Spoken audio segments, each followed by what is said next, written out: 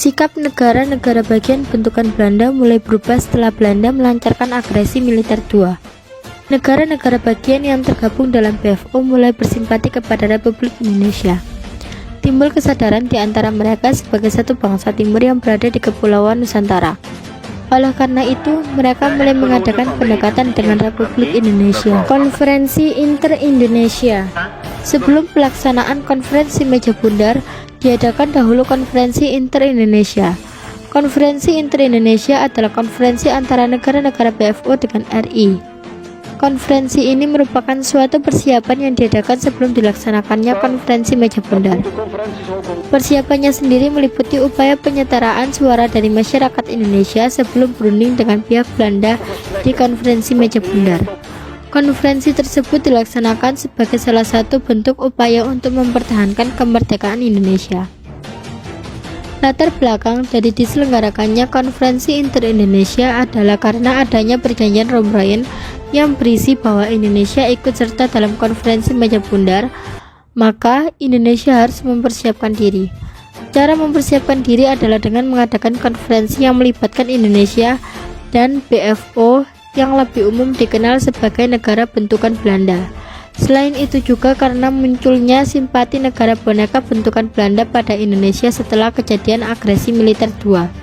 Tujuan diselenggarakannya konferensi ini adalah untuk membentuk suatu negara yang bisa disebut sebagai negara serikat, di mana di dalamnya terdapat pemerintah pusat, pemerintah provinsi, dan juga daerah.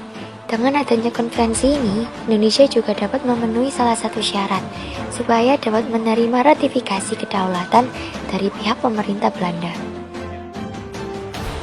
Konferensi Inter-Indonesia dilakukan tidak hanya satu kali, tapi dua kali. Konferensi pertama diadakan pada tanggal 19 sampai 22 Juli 1949 di Yogyakarta. Hasil konferensi Inter-Indonesia meliputi beberapa hal. Yang pertama, negara Indonesia Serikat disetujui dengan nama Republik Indonesia Serikat (RIS) berdasarkan demokrasi dan federalisme. Yang kedua, Republik Indonesia Serikat dikepalai seorang presiden konstitusional dibantu oleh menteri-menteri yang bertanggung jawab kepada Dewan Perwakilan Rakyat. Yang ketiga, akan dibentuk dua badan perwakilan, yakni sebuah Dewan Perwakilan Rakyat dan sebuah Dewan Perwakilan Negara bagian Senat. Yang pertama kali akan dibentuk adalah Dewan Perwakilan Rakyat Sementara. Yang keempat, pemerintah federal sementara akan menerima kedaulatan bukan saja dari pihak Belanda, melainkan pada saat yang sama juga dari Republik Indonesia. Konferensi Inter-Indonesia yang kedua diadakan pada tanggal 30 Juli sampai 2 Agustus 1949 di Yogyakarta. Hasil konferensi Inter-Indonesia II antara lain: 1. Diputuskannya bahwa bendera RIS adalah sang merah putih. 2. Lagu kebangsaan adalah Indonesia Raya.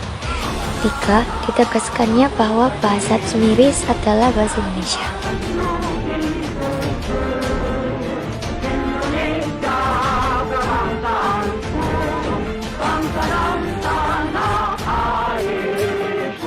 Perundingan selanjutnya adalah konferensi meja bundar. Ujung perjuangan bangsa Indonesia pasca proklamasi kemerdekaan adalah diadakannya konferensi meja bundar atau KMB pada tahun 1949. Konferensi meja bundar adalah suatu pertemuan antara pihak Indonesia dan Belanda untuk menyelesaikan sengketa. Konferensi ini menjadi upaya diplomasi yang berhasil membebaskan Indonesia dari pihak Belanda. Konferensi meja bundar merupakan bagian dari perjuangan diplomasi kemerdekaan Indonesia. KMB dimulai di kota Riddersal, Den Haag, Belanda pada tanggal 23 Agustus hingga 2 November 1949. Konferensi meja bundar diadakan untuk melanjutkan perjanjian Romroyen dan upaya Indonesia untuk lepas dari Belanda. Sebelum KMB berlangsung di Den Haag, pihak Indonesia dan BFO mengadakan perundingan Inter-Indonesia. Hasilnya, kedua pihak sepakat untuk mendirikan Republik Indonesia Serikat atau RIS.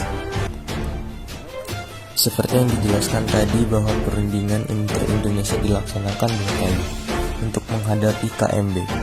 Indonesia menyiapkan delegasinya Kelompok-kelompok yang hadir dalam KMB ini antara lain yang pertama, delegasi Indonesia dipimpin oleh Mohatta dengan beberapa anggota seperti Mohrom, Suparno, Jenderal Leimena, dan Ali Sastroamidjoyo.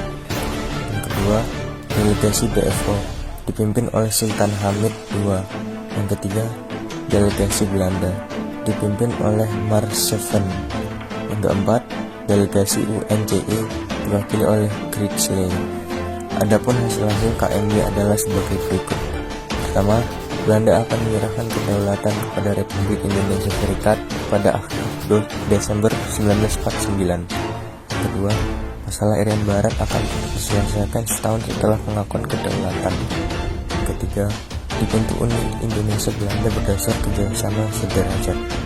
Yang keempat, RIS menanggung utang Belanda sejak tahun 1940.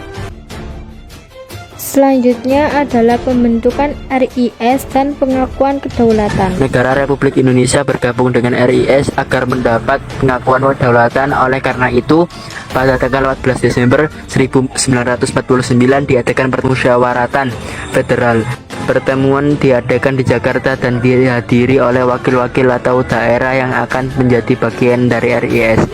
Pertemuan juga dihadiri wakil-wakil dari KNIP dan DPR dari negara atau bagian daerah yang ada. Pertemuan membahas naskah UUD yang akan dijadikan UUD negara RIS.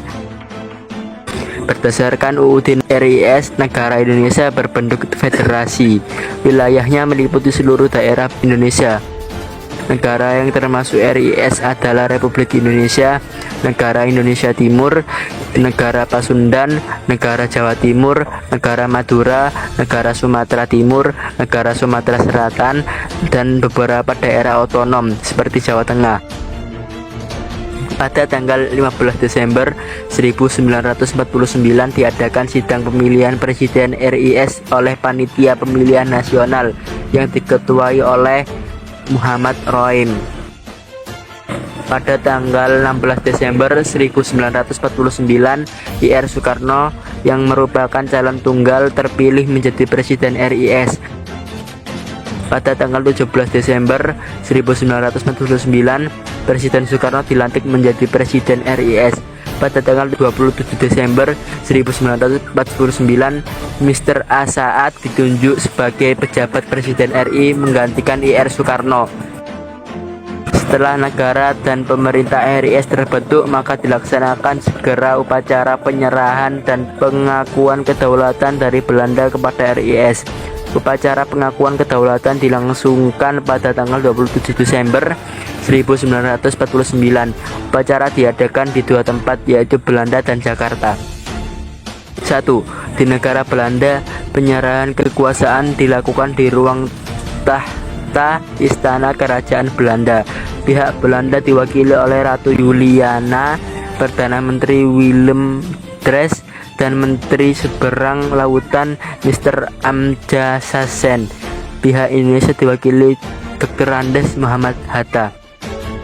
2. Di Jakarta, pihak Belanda diwakili oleh A.J. Lovin. Pihak Indonesia diwakili Sri Sultan Hamengkubuwono. Dengan dilaksanakan upacara penyerahan kedaulatan ini, Indonesia kembali menjadi negara yang berdaulat penuh walaupun secara kewilayahan belum sepenuhnya. Hal itu disebabkan Irian Barat masih berada di bawah pengaruh Belanda.